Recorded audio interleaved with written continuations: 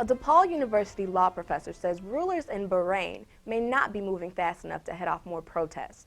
Sheriff led a commission investigating what happened in Bahrain during the Arab Spring uprising last March.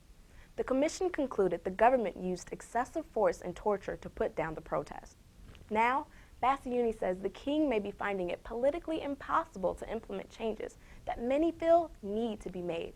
Sally Fitz has the story. You have to choose between maintaining the unity of the family or the regime or the unity of the country. Sheriff Bsiyuni is an internationally recognized human rights expert. His office walls document his career. He's chaired 5 international commissions investigating alleged human rights violations, including the Bahrain Commission. There have to be major economic reforms and political reforms and major constitutional reforms. The King of Bahrain asked Bsiyuni to chair an independent inquiry into alleged government abuses against last year's Arab Spring protesters.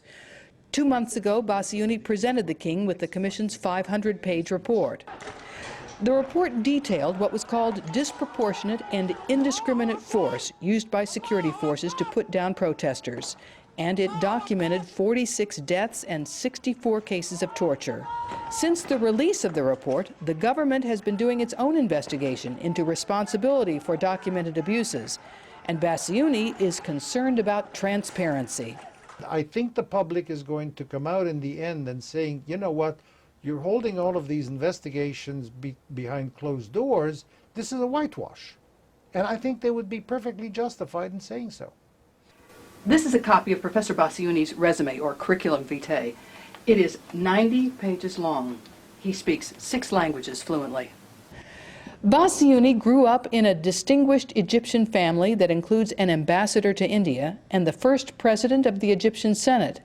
He says he spent his whole life working for justice. He's been at DePaul for 47 years. He says the United States has been pursuing quiet, behind-the-scenes diplomacy in Bahrain, and he would like to see it do more.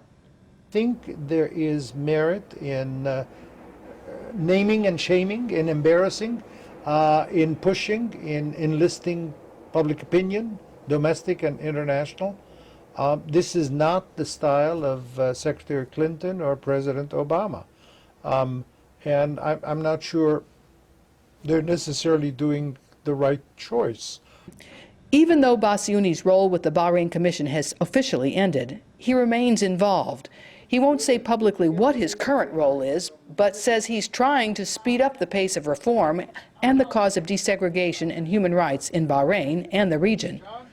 For Good Day DePaul, I'm Sally Fitz.